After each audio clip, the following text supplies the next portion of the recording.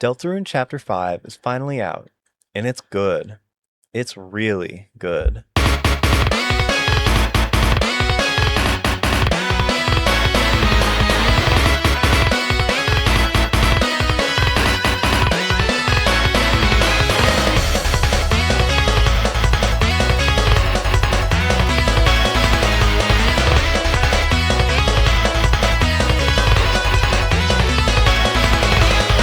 Deltarune Chapter 5 has been released on June 24th, 2026, and with it, a new chapter of information has completely recontextualized all of Deltarune. If you clicked on this video, then be warned.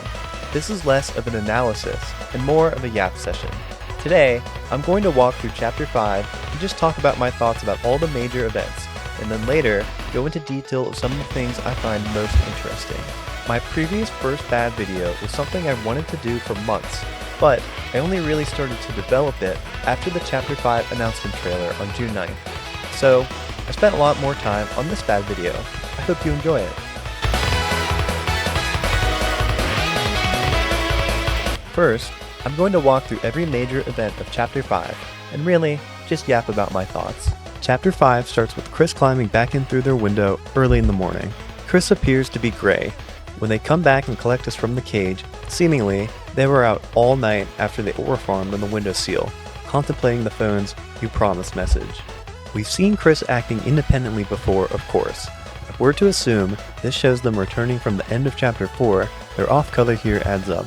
I mean, I don't know how I would feel after a night out without my soul, but probably not peachy. We can look into Asriel's drawer and see a letter to December. I'll go over this later, but for right now, this highlights how tired and exhausted Chris is after spending an entire night out without their soul, and how irritated they are that this is what they have to do first. Looking at the bathroom's deodorant also shows a similar message, telling that Chris is used to being annoyed like this by the soul. When looking in the mirror, we see some vaguely ominous flavor text. Chills. Every time I read this. Can you blame Chris for being unsure about their self-image as they are currently being controlled by somebody else? Simply, these flavor text scenes highlight the intricate Chris and Soul dynamic, which is further explored later in more depth, particularly with the secret boss, but I'll get to that much later. Chris will walk past Toriel, who asks them for some honey toast. We can make Toriel the toast, or leave her to perish. We take the toast to the toaster and toast the toast.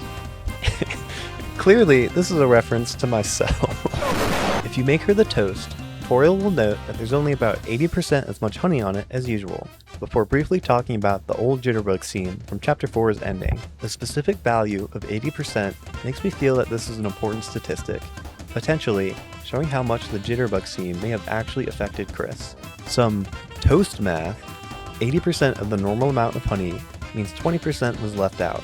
20% seems to be a fairly appropriate percentage of how we can measure how upset Chris feels at Toriel based on how Chris responds. Don't get me wrong, it's not a pleasant sight to walk in on, but this is Chris Dreamer here. I doubt that the jitterbug scene would be the straw that breaks their back. That said, it's literally honey on toast, and using that to determine how characters feel about one another is, well, my name is Toaster, but regardless, I think the toast statistics are pretty interesting. Chris walks to Castletown, walking through the early morning light world as hometown prepares for the festival. This instantly reminded me of the Chapter 2 roadblock that makes you go straight to the library.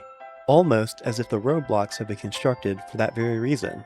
Or, it's just a gameplay design. In Chapter 2, we can see what appears to be the Eggman in one of the cars, whereas here, he's nowhere to be found. Interesting. Chris enters Castletown, is greeted by Ralsei, and we meet up with Susie, who's getting ready for her day with Noelle. Your Susie outfit is printed out and promptly unprinted. Just like in Chapter 4, the Castletown segment is before the Dark World. There's a ton of cool things to do and see in Castletown, but hands down, the most interesting thing here is good old Shawn. When he's not talking about how epic the Roaring Night battle was, Shawn finally tells us what the Shadow Crystals are, before saying that we'll get the last one today. I know I said this a lot, but I'll talk about Shawn and everything else I have and will mention to get into much more in depth later. But for now, I'm really hoping he's as goated as I believe him to be. Guess we'll see. Returning to the Light World, Chris is appointed as Susie and Noelle's tour guide, and you can explore just about all of Hometown as they celebrate the festival. Aside from this being more or less the festival, Chapter 5 puts its name, Festival Day, into the spotlight, easily showing one of the best parts of the entire chapter. It's very clear that so much love and passion was spent on this portion of the game that really brings Hometown to life for this celebration. There's a ton of really cool things to see here. We can see this dude selling onion rolls. They say it's only 2G before correcting themselves to it's for free. This is a Gaster follower. This is not a mistake. In fact, it's very intentional. Showing him correcting himself in the same sentence emphasizes this. So, aside from this guy technically having more feats than Gaster himself now, the fact he mentions the Undertale currency before correcting himself is so cool. Really, just let it be stated, this is such an awesome, intentional detail that I can't wait to be dissected more. Sans will give you some ice cream, Noelle will give theirs to Chris, and Susie and Noelle will share, with Sans then asking for a drawing of their friends. A drawing of 3 friends? I was flabbergasted. This very much seems to be the origin of Sans's "don't forget" photo in his secret lab in Undertale. Prominently, this is a big clue to learning more of the nature of the worlds of Undertale and Deltarune. The hammer minigame says it tests the strength of your bonds.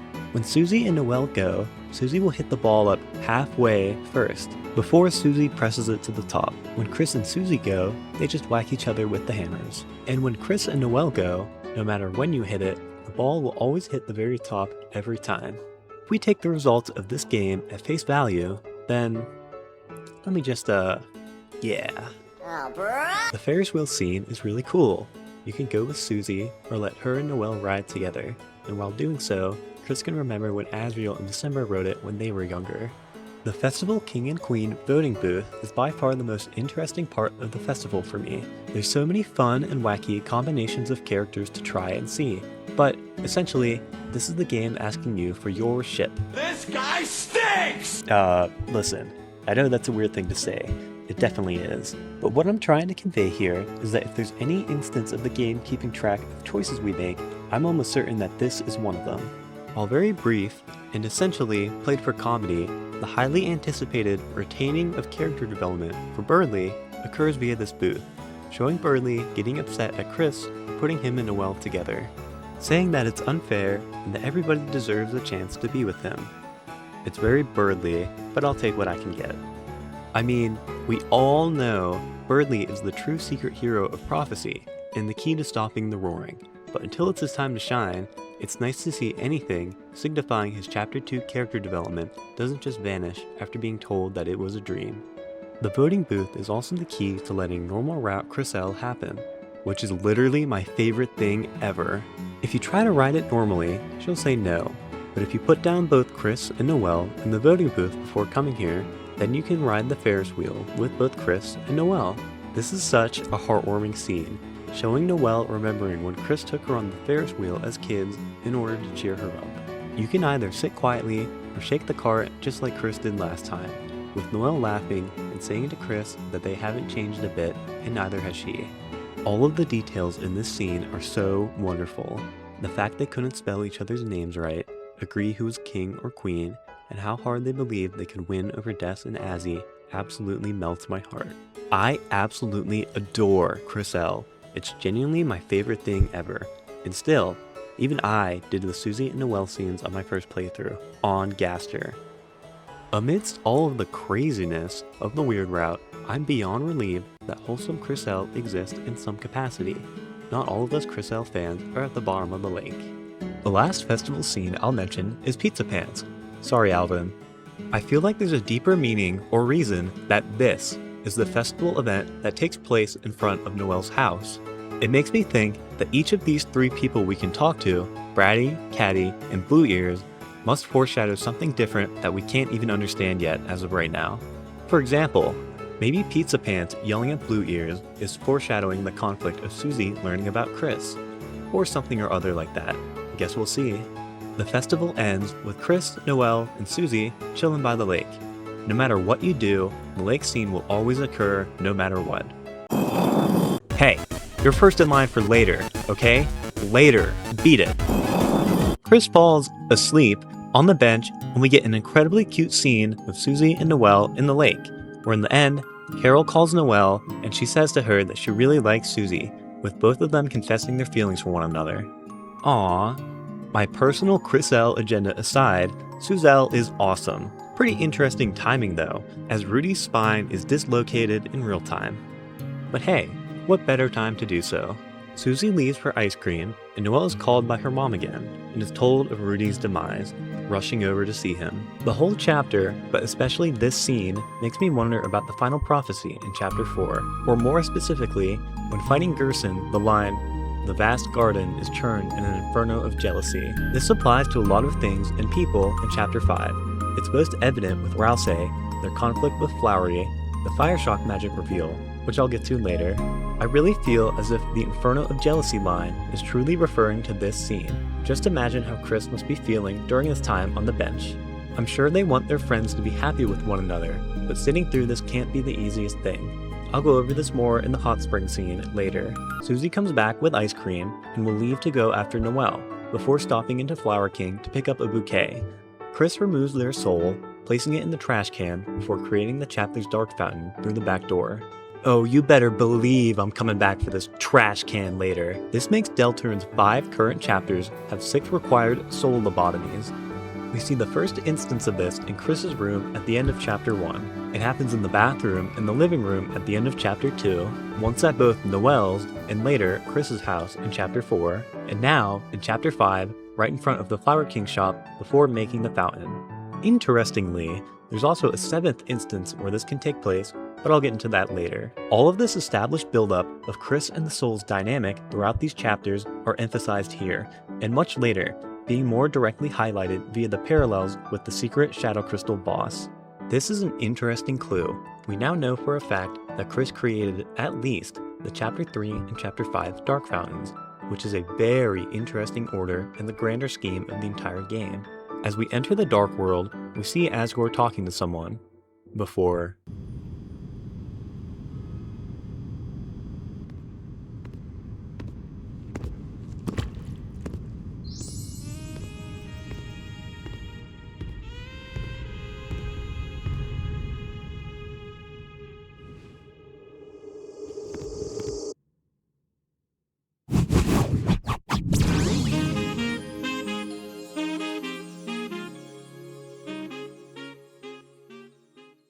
we meet Flowery. Sorry to keep you waiting. Yeah, I just wanted to play the cutscene. Sharona! Flowery is easily the best character of chapter 5. But after seeing that, and Rousey having been shoved into a locker, showing the first instance of angry Rousey in the entire game, this establishes Flowery and Rousey to be polar opposites to one another. It's mentioned here that the Fun Gang has to get Asgore out of here, as it's only a matter of time before the Knight comes in to snatch him. After a few puzzles, Flowery will join our party, before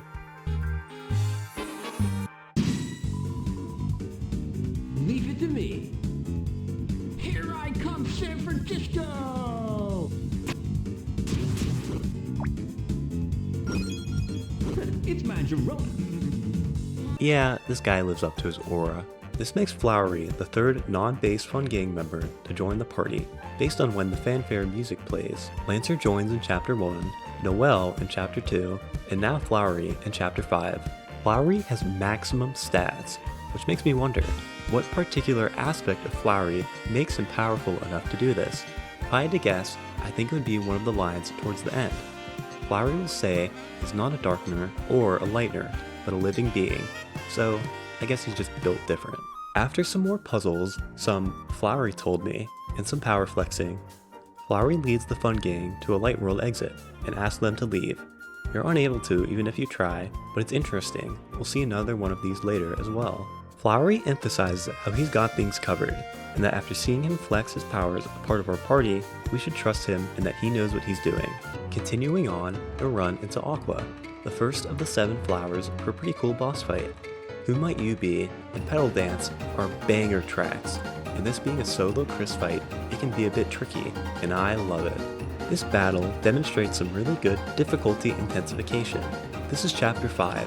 By this point, you know the drill by now, and Aqua's mini boss fight does an amazing job reinforcing this. I'm really glad that the difficulty of the base game is increasing with the chapters.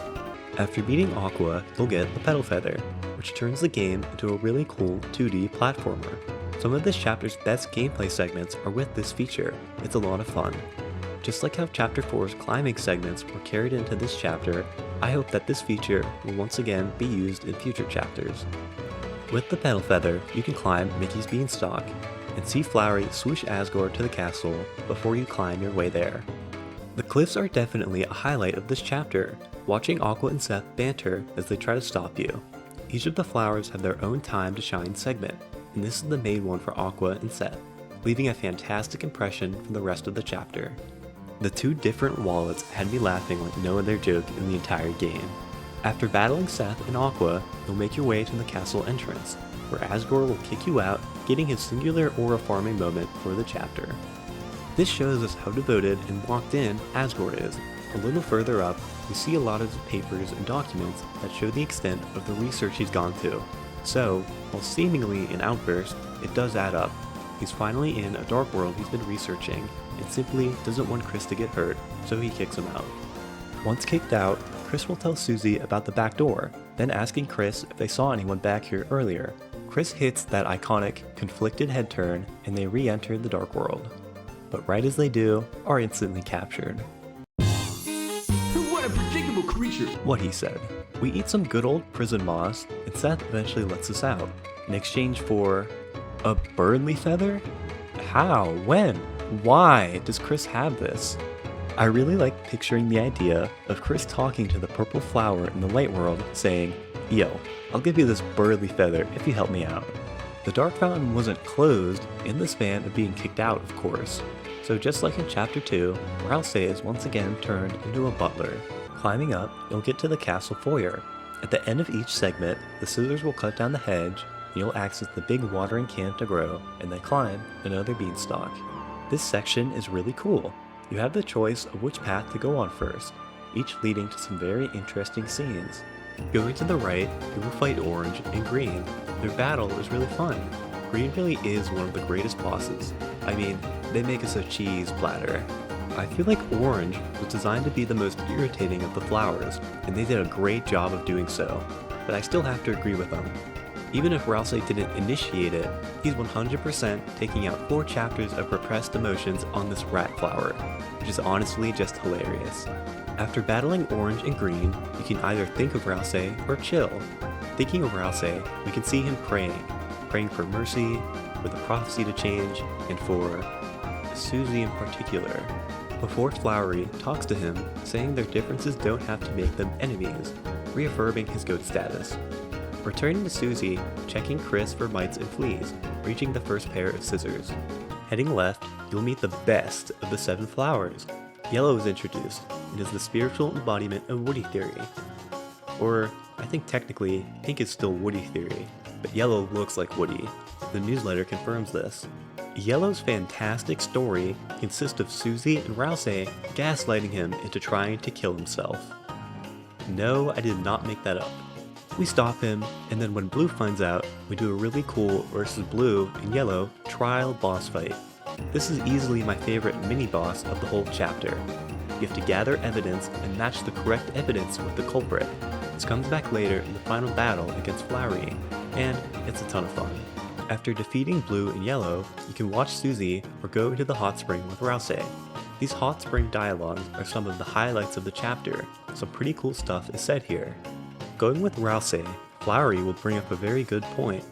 Rouse's surprise reaction here clearly indicates that they are aware that Chris created this fountain. You can go in the hot spring with Rouse and ask him about the dark fountains. Rouse doesn't agree with opening more fountains, of course, but he trusts Chris despite it. If you try and tell Rouse he's the goat,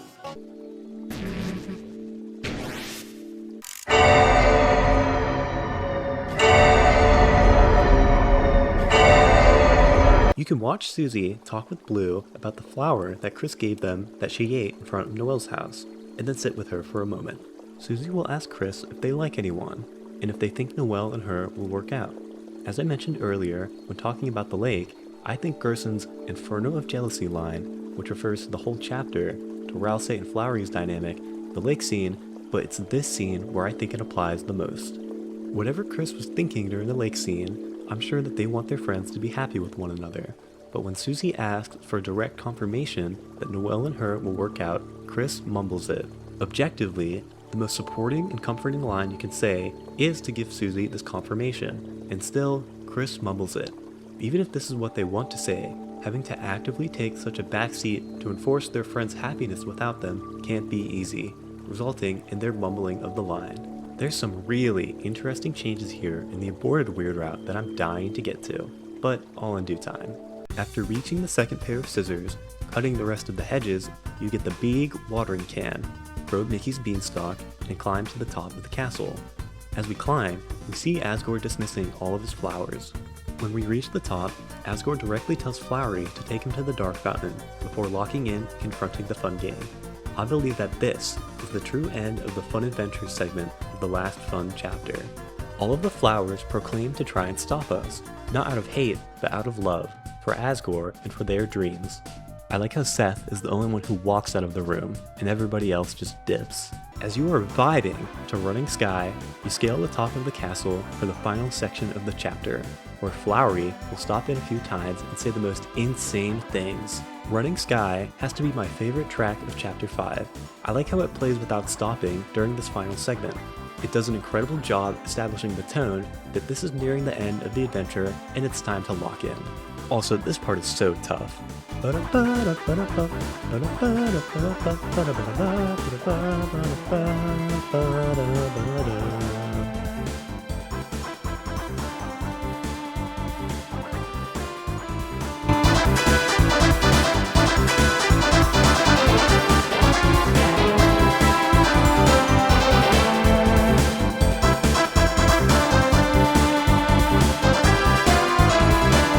As I said, Flowery will drop some bangers as we scale to the fountain.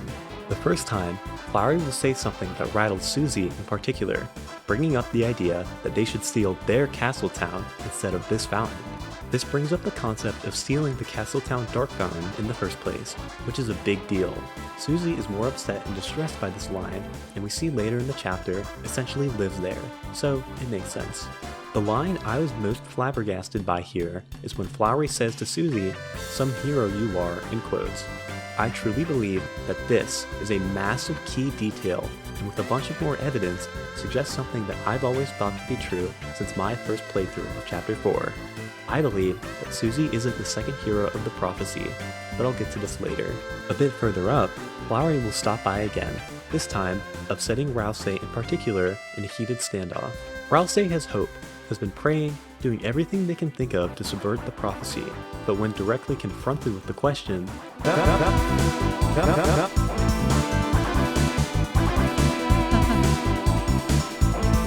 I'm only trying to help you.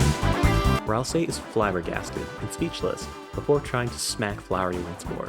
In both of these appearances by Flowery, he rattles both Susie and Rousey with some of their biggest fears. This is an amazing rising action for the final battle. It gives us some fantastic questions to ponder on. Green Shop is awesome. When scaling the cliffs earlier, Susie will ask how there even is a sun in the Dark World, and I feel like this shop explains that. Flower King has a big window in the front. It would make sense that until the sun goes down, we can see that light through a window. And until the sun goes down later, before talking to Asgore, it's pretty cool to see parts of the real sunlight in the Dark World. You then climb the big room. When you reach the top, Rousey will save Susie the previously unseen fire shock. This doesn't count. With Chapter 4's final prophecy, Rousey praying for Susie in particular, and now, Rousey saving Susie in a spectacular fashion. Listen, I'm dying to talk about this now, but as I mentioned earlier, I'll go into it more in depth later, but I very much believe that Susie isn't actually the second hero of prophecy. Chapter 5 is a unique collectible of the pink coins. In the shop on the cliffs, there's a pink key that you can buy for 10. There's 19 in total, but only 10 of them are required for the key. But trust me, you are going to want the other 9 to enter Chapter 6 as dripped as possible. When you open the pink door, you get a little scene of Orange continuing to get bullied by Rousey. Nice. And we meet Pink. Susie points out we've already met all 7 flowers, and that this Pink is an imposter. We fight them, and this fight is covered in secrets and significant details. Pink talks throughout the entire fight about how they hate us, as Pink's body wants to date us. Eventually, they split into two.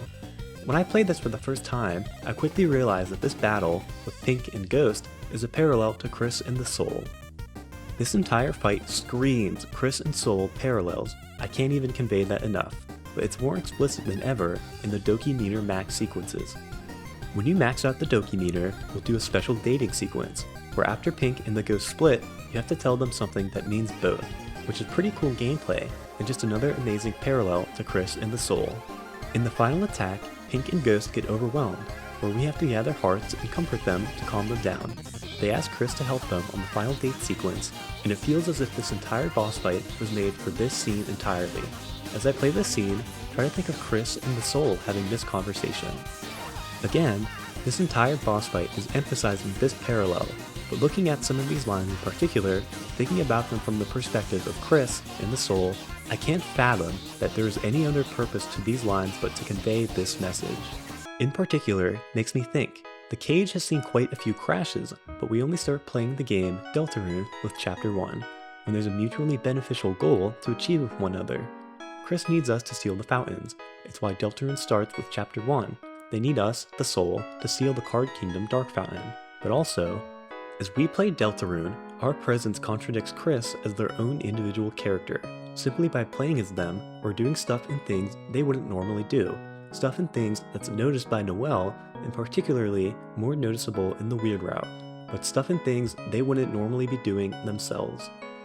I believe that it's highlighted here in this fight that it makes a lot of sense for Chris to be scared of that, wanting to keep the Soul to themselves as much as possible to avoid that discomfort.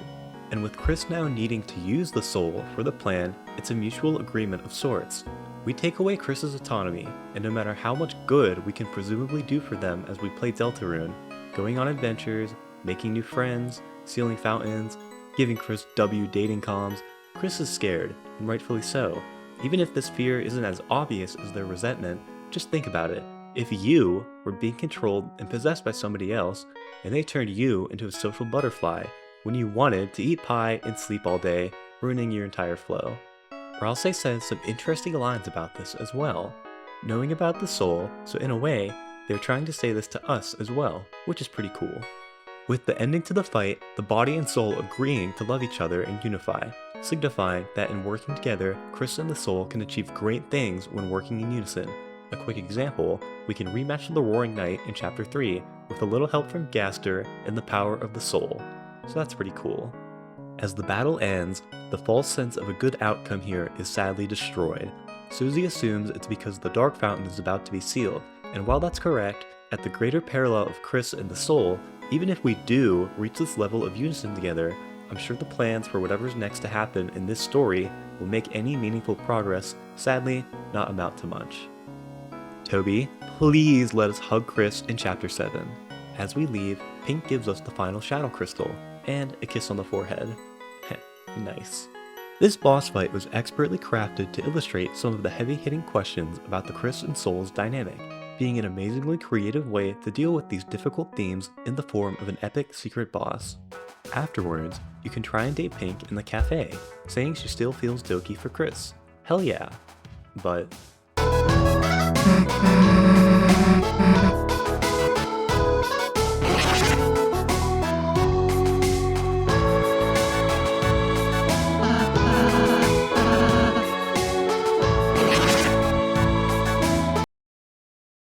okay, that's it.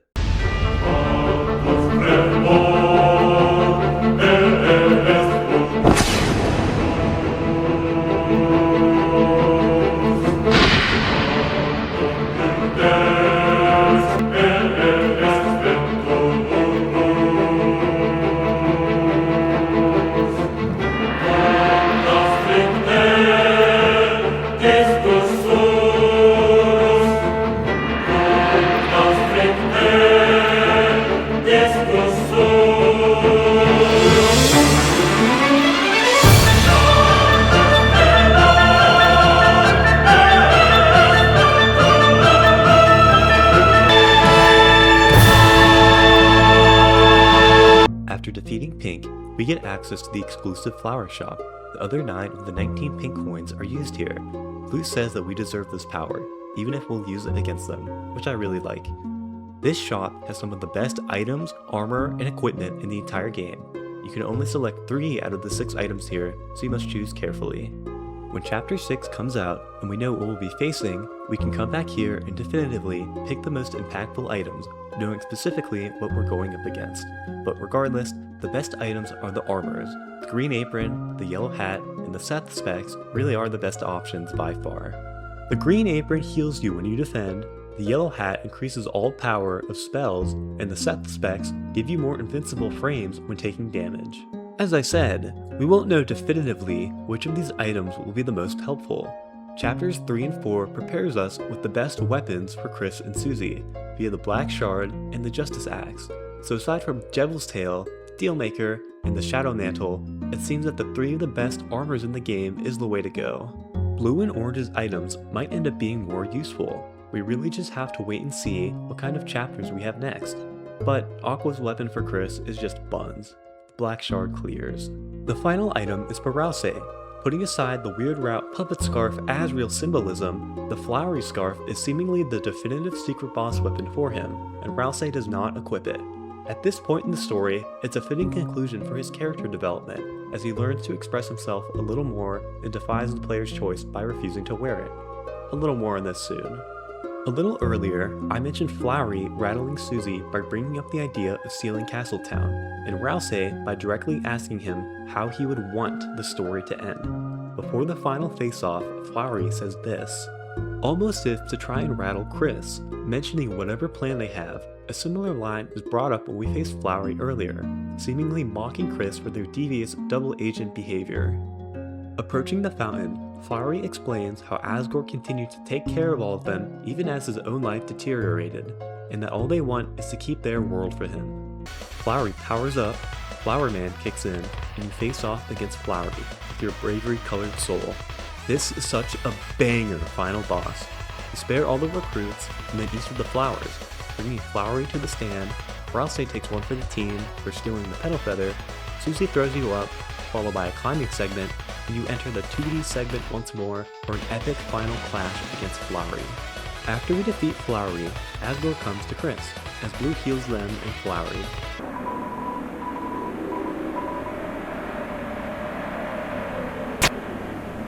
Yeah, that's the next chapter. Asgore opens up to Chris, proceeding to vent and trauma dump, without actually saying anything? Basically, whatever that day is referring to, most likely the death's appearance, was not technically, keyword technically, not Asgore's fault. Apparently, he wasn't even blamed for it, but seeing all of Hometown devastated after the fact is what drove him spiraling down. If I had to find a complaint on this game, it's that this part was somewhat infuriating for us hardcore fans, because we already knew all of this. There's details scattered across the chapters that explain something happened on that day that ends up with Asgore being removed as police chief. But then again, for casual players, it brings the tragedy of whatever happened to Des into the mainstream, which is also just as important. So, clever Toby. Just to state the obvious, real men cry when they play Deltarune. In this part, oh man. Before you seal the Dark Fountain, each of the flowers have their final words as they thank you for watching their dream before returning to their flower form. Flowery says something interesting I'll get to in a moment. As you seal the fountain, Susie and Rouse's worries near the beginning of the chapter make a lot more sense now, as what they feared comes to pass. A second fountain is created by the night and they snatch up Asgore. Leave it to me! If you remember my Flower Man edit at the start of this video, I'm hoping you can tell that this is my favorite part of the entire chapter. My previous video is about the Roaring Knights Chapter 3 sequence in battle. Remember, Flowery said way earlier that he's got it under control and to trust his power. So when he sees Asgore snatched up, Flowery does not hesitate and sprints towards the Roaring Knight, initiates a battle, hitting them with that Dorona, and the Flowers Dream Clash? I was a little excited. Although unsuccessful, Flowery's stand against the Knight is the definitive conclusion to his character. From the start, Flowery's entire goal was to do everything he could for Asgore, who as his own life deteriorated, continued to take care of these flowers. So now, in the Dark World, it makes sense that the Flower's desire would be to pay back that kindness any way they can. And when push came to shove, Flowery lived up to his word and did not hesitate to pursue the game's most powerful main antagonist in the most epic scene in the entire game. It's just so peak. The extent of Flowery's powers is something to think about here too. While technically unsuccessful, at the very least, Flowery puts up a fight and stalls the Warring Knight, preventing a smooth abduction of Asgore. In particular, the fact he needed the Floridans to trigger the battle itself to spare them and 1v1 the Knight is really cool. Rousey tries to heal Flowery, but to no avail. Real quick, I think it's funny how some people think the miss shows Rousey choosing not to heal Flowery, and it's hilarious. Flowery's final words are very sad, but also ominous, letting Chris and Susie know that something terrible is stirring under the town. Rousey isn't in our party as we seal the fountain. I wonder if after Flowery's sacrifice, will Rousey equip the scarf? Yes, I know it's broke, but think about it. Before this point, with the scarf being used to defy the player's command by not equipping it makes sense. After the fact, I'm honestly kind of hoping that he'll change his mind. Or, Rousey is just so full of hate and rage, refusing to wear it for the rest of the game even after his death. I do also just really want to see the stats. Chris gets Black Shard, and Susie gets Just Sack. I really want to see Rousey be able to have his Shadow Crystal boss item. The second fountain is sealed, and Chris and Susie return to the Light World. As Susie runs off to get something to help Flowery, what I'm most interested in here is the speed of Chris's actions. By this point, we have the most basic and simple idea that Chris is able to at least control how they say some things. With that in mind, Chris has to do a few different things here, and we can't alter the speed at which they do so. Chris rummages through the soil and grabs the seed packet for the golden flower. It's covered in warning signs, and the shelter code, despite them trying to rip it up and prevent us from viewing it, Susie returns to stop them before reading it aloud. Remember, the 6 flowers were a part of the rainbow bouquet that Asgore used when proposing to Toriel, but Flowery, the golden flower, was Asgore's college roommate, seemingly being taken care of longer than the others. I don't even know if this is true, but it sounds cool. As we leave the shop, Susie asks if we can walk her home. I told you we would get back here. The trash can. The trash can that Chris puts the soul in as they create the fountain is gone, meaning it was deliberately placed here for Chris to be able to store it here when they were making the fountain. Okay, look. I just like the idea of Carol leaving an even more dying, paralyzed Rudy to go pick up the trash can before going back. You can either walk Susie home or say you have other things to do. At the entrance to Flower King earlier, I mentioned all 6 times when Chris soul lobotomizes themselves. Well, if you tell Susie you have better things to do, Chris will do it once more. The 7th soul lobotomy, baby! And throw you in a balloon and walk Susie home themselves. While effectively, our choices don't matter, as Chris still ends up walking Susie home, this is the only instance where Chris removes the soul and we are able to directly see what they do.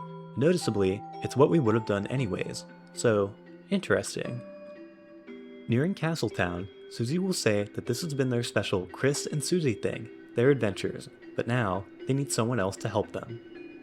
I mean, it was Susie's idea to keep it a secret in the first place, but sure. How they need somebody else to help them.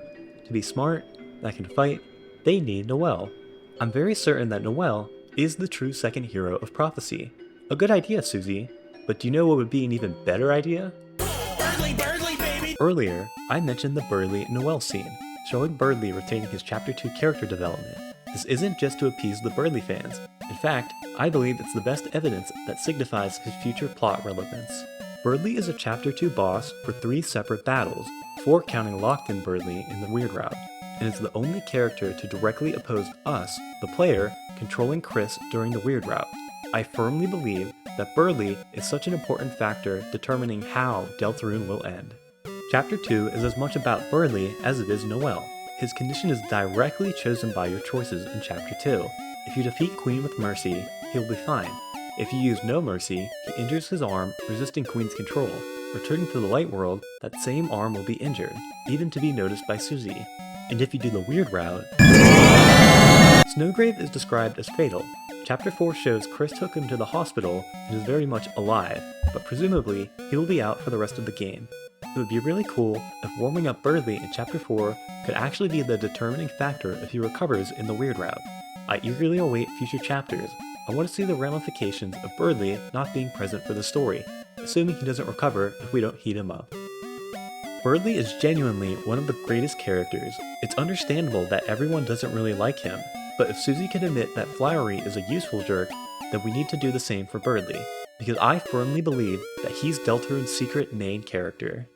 Susie thanks Chris for walking her home, and the credits roll, showing Susie preparing Castletown for Noelle's arrival, leaving Chris to give this interesting look as they walk home alone. With Toby Fox stating Chapter 5 as the last fun adventure, I can't imagine that simply showing Noelle the Dark World will go as planned. The Dark Worlds allow our characters to have fun adventures, escapism. Susie is almost definitely intentionally ignoring what she saw in the final prophecy. We literally see them go to sleep in the Dark World. It seems that Susie is in for a rude awakening. The first idea I had is one that I really love, the possibility that Noelle actually gets pretty mad at Susie for deceiving her. In Chapter 3, Susie says she hates when people don't tell her the whole deal, and even after this, she continues the facade that Chapter 2 was a dream to Noelle. So, when Noelle learns the truth, and that she, and Birdly for that matter, were lied to about the cyber world being a dream, I think it would make more sense for Noelle to be upset that she was lied to by the person she admired the most, instead of just understanding, opposed to what this ending scene would lead us to expect. Maybe this could even be the inciting incident that pushes Noelle over the edge and creates the Chapter 6 Dark Fountain, either in Rudy's hospital or in the Holiday Manor, in efforts to bring him back. On that note, Susie and Noelle are in for a rude awakening, but so is Birdly. I pray that Noelle isn't just told about the Dark Worlds, while Birdly is intentionally left in the dark. I firmly believe Birdly is an important factor to the story of Deltarune. But say I am overthinking this, and we show Noelle Castletown, and it's just, oh my god, this is so cool. I hope that moving forward, the positive to this is that we can have 4 or 5 party members simultaneously. It technically happened in Chapter 2 for a single room, but not for a battle. Picture this, imagine a really challenging and difficult boss fight, either the Roaring Knight rematch, fighting multiple titans, Friend, Gaster, Rousey, whomever it may be, where we have Chris, Susie, Rousey, Birdly, and Noelle in our party simultaneously, pushing the newfound strengths to their limits in order to defeat a ridiculously overpowered boss. Maybe 5 is a stretch, but there's definitely an argument for 4. This one door on the sword route comes to mind, and truth be told, I just want an impossible level difficulty boss. I know it would be so cool. And that was just about everything that happened in Chapter 5. Damn, this video is gonna be long. Now, I'll talk about the weird route, then my favorite aspect of Chapter 5, the aborted weird route, and then just yap about whatever else. All the stuff I'd said I'd get to later that I didn't already. So real quick, this is my second video basically. I made some predictions in my previous video before Chapter 5 came out, and I got some very cool things right, but the biggest one was in regards to the weird route. Mainly, my weird route prediction is correct. You can still abort the weird route in Chapter 5. So, a little pat on the back for myself.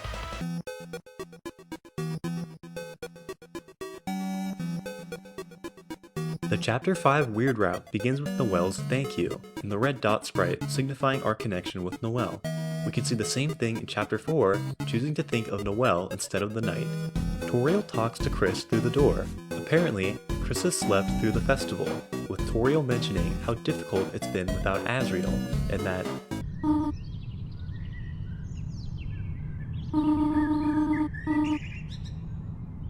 it's especially hard as we have to do just that, and literally drag Chris out of bed by mashing the controls. When up, Chris walks slower and provides no flavor text commentary on anything. We can't even eat the toast. Toriel sits smiling, reading her book as we pass her, which almost made me feel as if she's compliant with the weird route in a way. Probably not.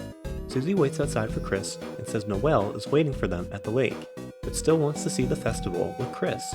There's a couple of interesting things here to see in the Weird Route Festival. Noticeably, the only required interaction here is talking to Sans at the ice cream stand.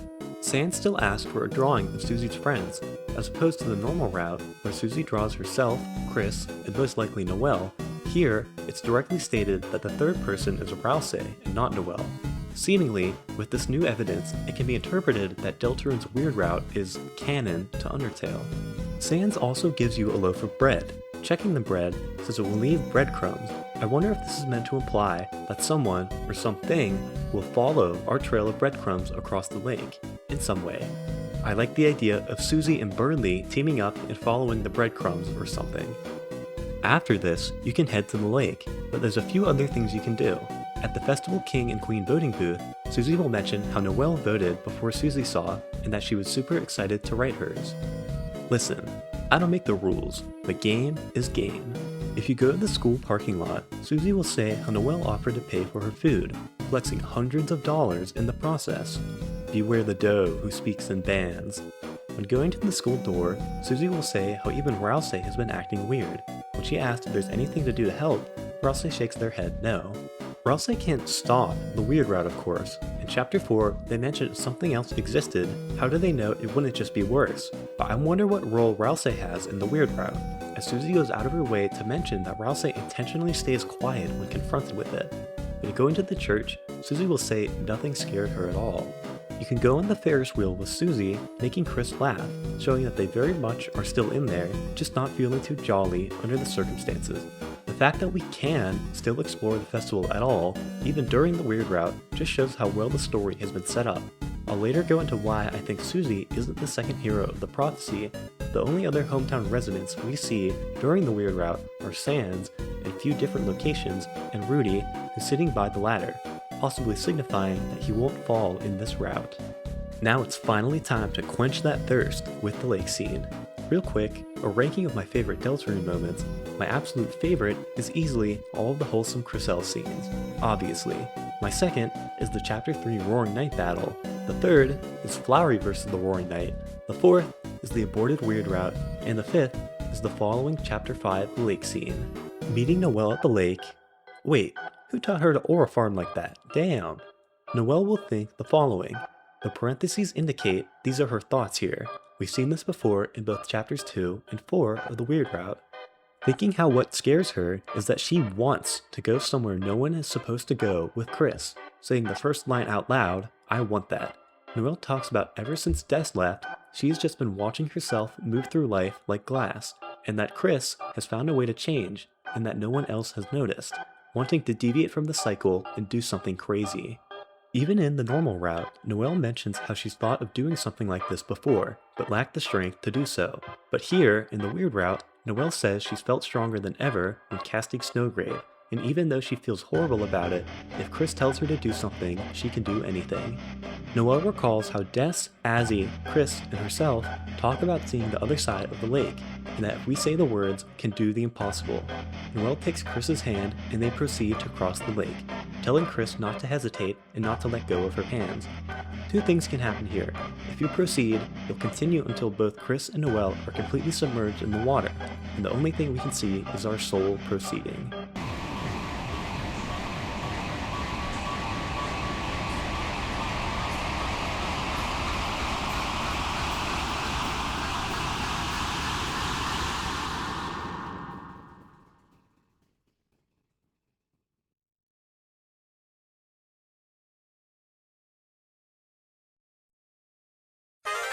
Super Luigi! Taking this final screen at face value, it seems that the weird route skips over Chapter 6 entirely, a lake skip. No clipping across the lake to the secret entrance to the shelter is pretty cool, but makes you wonder, what exactly are we skipping in Chapter 6 entirely to get to? On Toby's newsletter, we've seen this image before. The size of each chapter signifies how much weird route content there is. On the latest one, we could see the newly added Chapter 7b is going to be huge, almost double the size of Chapter 2. Presumably, this image is showing a progress bar for how much work is done for it. The size of each chapter here is very important. Chapter 2 is where everything gets started. Chapter 4, the confirmation or locking in to the weird route, and Chapter 5 being the gateway initiation to the weird route. But also, and now, I can finally talk about one of my top 5 favorite things in the entire game. Something way more interesting than doing the weird route, aborting it. In my previous video, my main prediction that I emphasized and got right was the fact that we're still able to abort the weird route in Chapter 5. Just let me have this one, okay? Despite being locked into the weird route from Chapter 4, there's still an alternate path to take where you don't cross the lake. Once Chris and Noelle are submerged under the water, if we simply don't press anything, the route will seemingly abort. Noelle will say she was wrong, and we'll see glimpses of the normal route lake scene, specifically showing Noelle saying to Susie she still thought of doing something crazy before by herself. repeatedly saying that nothing changed and that Noelle is just a Noelle. Then getting a call about Rudy, running off and leaving Susie to find a more exhausted Chris on the bench who reaffirms that whatever happened is over now. Also, in your inventory, the bread is gone. It really must have been to leave pieces behind for somebody to follow you in the weird route. Don't forget, the bread is gone. Susie has to go Zorgon mode to help Chris walk again, and then seemingly, the route returns to normal. Chris creates the fountain and enters with Susie. There's 5 particular changes in this new aborted weird route I'll go over. First and foremost, when you abort the weird route at any point in either chapter 2 or 4, this music jingle plays. This sound identifies the abandoning of the weird route, and noticeably, this jingle does not play here, bringing me to my main point. Is this new sequence of aborting the weird route in chapter 5 the creation of a new route? If the normal route is side A and the weird route is side B, could this new version of the aborted weird route be a possible side C? The second change is when we see Rouse in the Dark World, being overjoyed to see Chris is okay, letting some information slip by being overjoyed that the weird route has been aborted. The third change is in the menu. Chris's power description HUD now shows this. Oh man, this seems like the actual most significant power description in the entire game so far, and it's only obtainable by aborting the weird route in chapter 5 specifically. But by far, the most significant change is the hot spring scene. Normally, Susie will ask Chris if they like anyone, but on the aborted weird route, opens up about how she thought Chris and Noelle were a couple. And she would be right, sorry. This dialogue box is changed to this one. Even though this is the aborted weird route, and Chris jumps into the water to stop himself from saying it to Susie, the fact that these are the option choices shows Chris was thinking about them. When entering the Dark World, you can look through the Shadow Crystal and get this very interesting dialogue. I'm a diehard Chriselle fan. Forgive me for being biased here, but this very much seems to be solid Chriselle evidence, showing first and foremost that if everyone else disappeared, meaning if Chris didn't have these responsibilities, being a part of the prophecy, obligated to their promise, Chris would love to give Noelle a bouquet of flowers and to look at Noelle's smile. Sham tells us that the shadow crystals are pieces of broken dreams, and what makes more sense than for Chris's broken dream to be happy together with their closest childhood friend, Noelle? Listen, Chris, it ain't a broken dream if I've got anything to say about it. To clarify, this isn't Sol-El, that's different. I'm a Chriselle purist. With the Shadow Crystal dialogue and 5 of these significant changes, including Noelle's nothing changed commentary on the lake scene, the lack of a weird route abort jingle, Chris's new unique title, Rousey's ecstatic relief of Chris's safety, and the hot spring scene, make no mistake, these are unique changes for aborting the weird route in chapter 5, to which I believe is its own new side C route. In the files, there's a scene where if you abort the weird route in chapter 4 and ride the Ferris wheel with Noelle, she will reminisce of the events of Cyber City, talking about that power, before Susie throws dirt at them, snapping them back to reality. This highlights there's a huge difference based on when we are aborting the weird route. With chapter 5 seeming to have the most significant changes, chapter 4 has that special Ferris wheel scene, and chapter 2, technically you can get the Thorn Ring, not Snowgrave Birdley, still letting you have the Thorn Ring for a normal route, minus a few chapter 2 recruits. I'm so excited for future chapters to see how these differences will pan out in the future. I'm a firm believer that this chapter 5 aborted weird route is the true beginning of a side C route. Credit to New Brownies for this really cool image, but I feel as if it makes a ton of sense. An idea that always comes to mind is that if side C is the true route or the key to the actual best ending or outcome that Deltarune has to offer, think about it. What if this very specific sequence of events, doing the weird route and then aborting it in chapter 5, is the key to a secret ending of Deltarune? My mind goes to the chapter 4 weird route. When saying nowhere to Gerson, an interesting change in dialogue occurs. So either Gerson is comforting Chris that the weird route will be fine, or he's saying that the steps to get to this point, although difficult, maybe is necessary for a better ending. I think about how happy Rouse is when they see Chris. Knowing we aborted the route, if side C good ending is true, Rouse wouldn't mind expressing his relief, as we've already made the necessary choices to get ourselves on that path. It's something to ponder on. Doing the base weird route, the act of skipping to chapter 7 with at most 4 shadow crystals and at the very least, the singular required one from Spamton, since skipping Flower King in chapter 6, we're unable to obtain all 5. Which brings me to the Twisted Sword. We've seen Malice have the recipe for this thing since Chapter 2, and really, no idea on what it could be. I feel as if Side C solves what this is. Doing the weird route, we're seemingly going to skip straight to Chapter 7b. But, to create the Twisted Sword, we need the Thorn Ring and the Pure Crystal. We need all 5 Shadow Crystals for the Pure Crystal, and to do the weird route in Chapter 2 for the Thorn Ring to be able to craft this item. Meaning, it must have been designed for this specific scenario in which we abort the weird route in Chapter 5. I'm honestly just really happy that I predicted something objectively correct, that we still can abort the weird route in Chapter 5. If it's Side C route or Twisted Sword route, whatever it is, the Chapter 5 aborted weird route ended up having its own unique scenes and differences. A whopping 5, but still. Let me pat myself on the back just a little bit. He's mean, he's green, and now he's a pirate, for hype moments and aura. I don't even have much to say about the man, myth, legend Gaster right now. In my last video, I proclaimed that he hated eggs, saying how if Gaster created the trophies in the PS5 version of Deltarune, that gathering the eggs is the only thing to fail the complete without issue achievement. I don't disagree with this idea now, but I would trade it for green pirate Gaster in a heartbeat.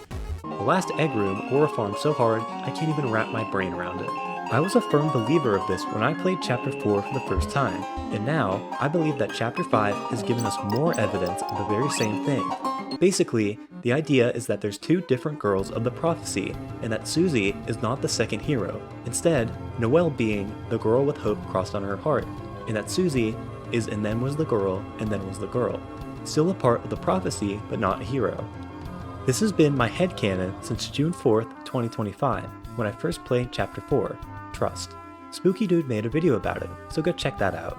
All of this boils down to the final prophecy being about the death of the second girl, and whoever set up Deltarune swaps out Noelle with Susie. A few things make me believe this. The first of the character panels that we see in Chapter 4, Susie sees the one that she thinks is referring to her. Maybe she was correct the first time.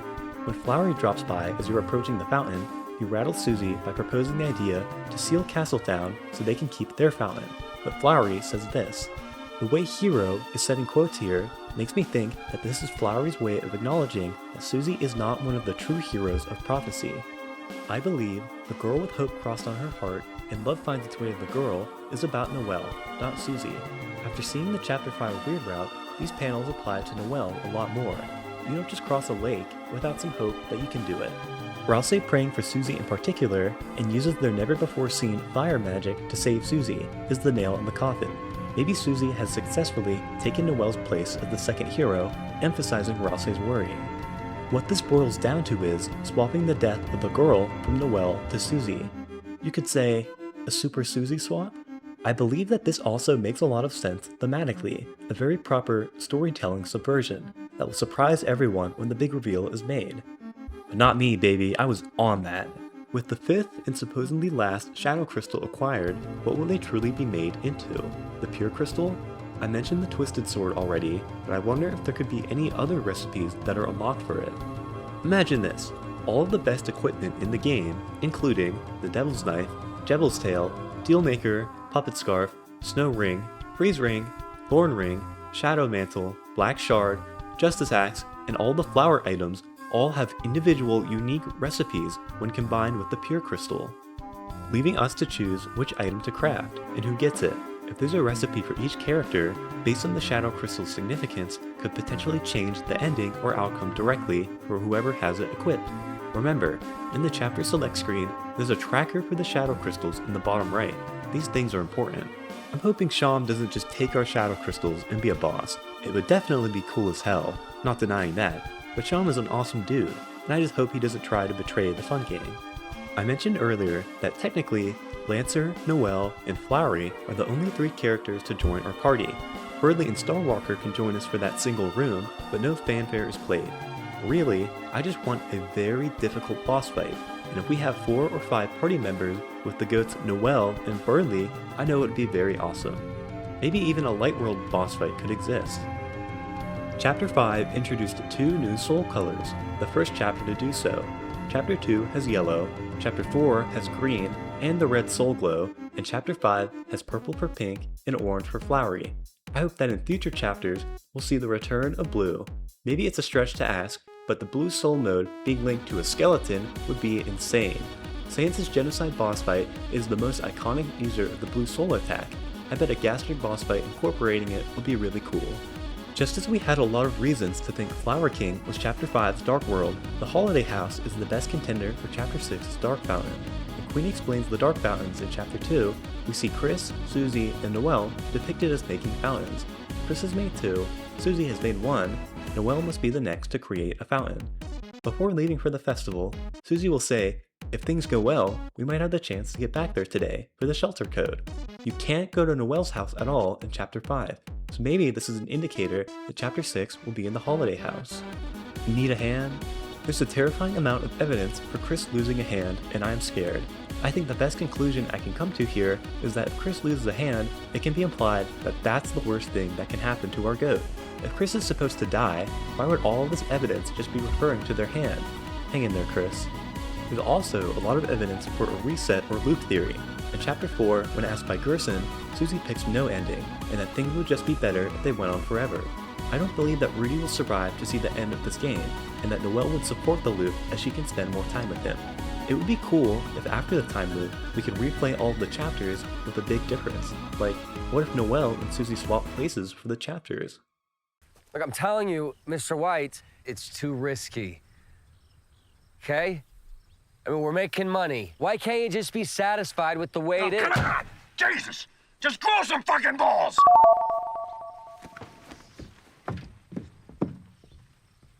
And Rouse took that to heart.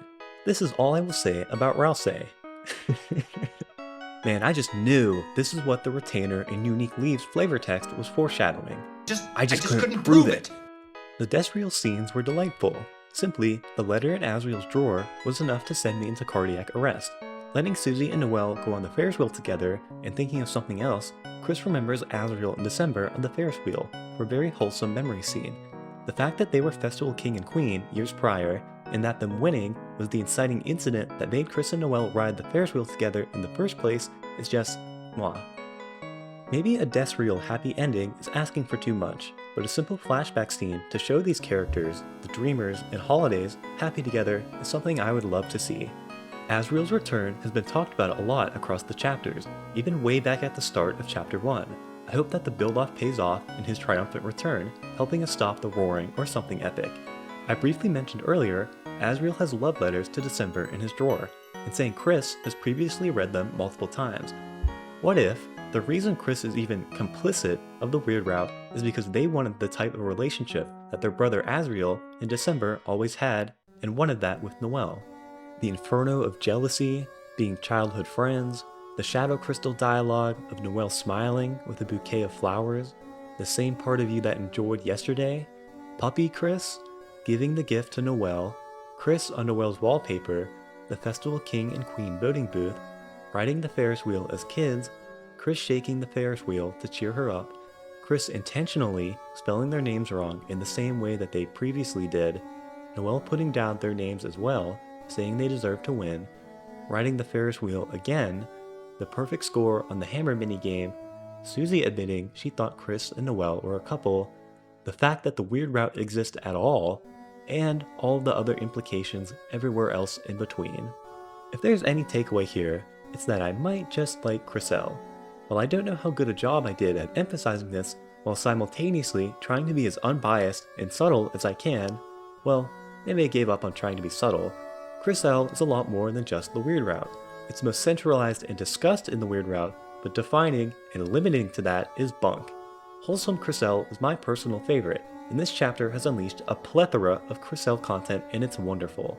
With all the evidence I mentioned, I'm really hoping that a happy Chriselle ending is possible to being canon in some capacity.